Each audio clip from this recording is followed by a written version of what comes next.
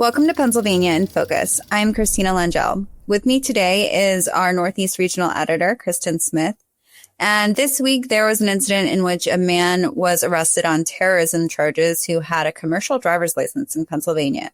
Kristen, can you tell us more about it? This was kind of a slow burn story as far as Pennsylvania goes. But earlier this month, Uzbekistan native named Ekor Bazarov, and I apologize from the top if that's not the way to pronounce that, but he was arrested in Kansas while driving an 18-wheeler. And he apparently is wanted in his native country for terrorism. He is a member of a unnamed terrorist group. He is accused of spreading propaganda online and recruiting for this group. He allegedly left the country in late 2022 and crossed our southern border in February of 2023. And my understanding is, based on what the Department of Homeland Security said, is that he was eventually he was caught, but then given authority or authorization to work in the United States.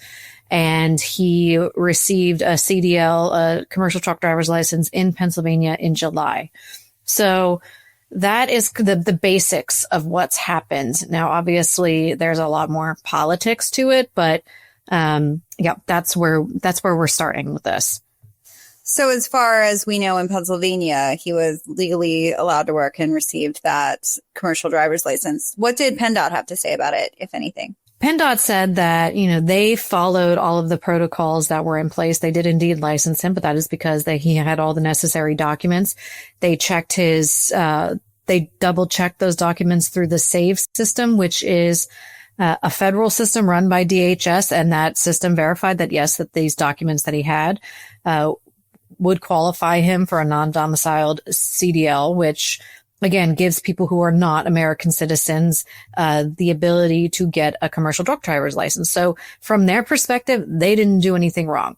As you can imagine, though, there are tons of questions about how this man was able to get work authorization given his background and the fact that he has this warrant for him in his native country and that he was apprehended crossing the border illegally.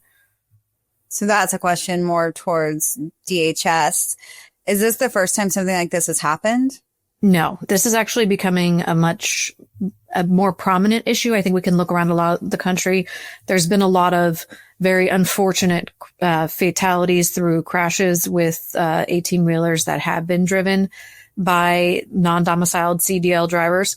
And there's been lawsuits filed out in Illinois about the federal government needs to be better about enforcing the laws around the test taking for CDLs. There's a big concern that these drivers cannot read written English when they take this test. And so therefore they're having a hard time following our traffic laws because they don't fully understand what they are. And we see suggestions of that in the Florida Turnpike crash from this summer when an 18-wheeler made an illegal U-turn and crashed into a car and killed 3 people. And that has drawn a lot of national attention because he was actually licensed in California and driving in Florida. So there's certainly a multi-state effort here, a growing concern. I know it's risen to national attention. They're called CDL farms as far as getting these licenses out to non-domiciled drivers. And so it doesn't take a lot here to understand why the Trump administration in particular is very upset about this, given their efforts to strengthen the border and deport non-citizens and his very strong rhetoric and policies around that.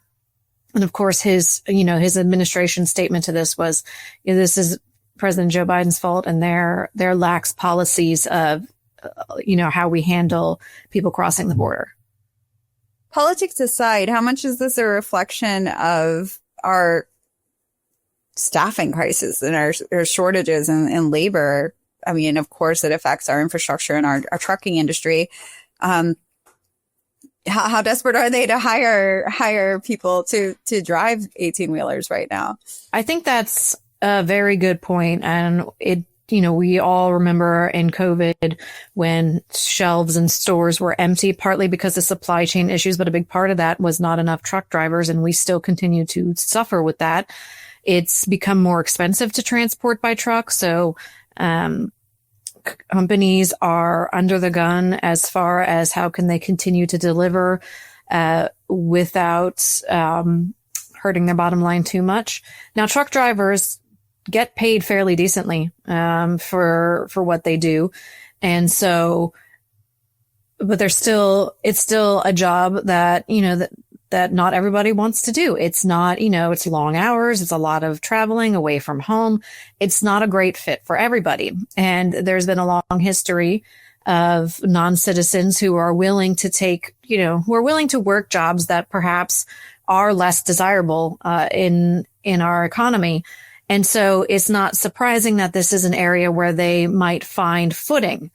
And the question is, of course, is there a middle ground? Then you have, again, his licensing and documents came through, his documents came through in 2023. So this would predate, the reductions in staff that Trump had. Although we're still, in the middle of COVID, there was a reduced workforce from that as well.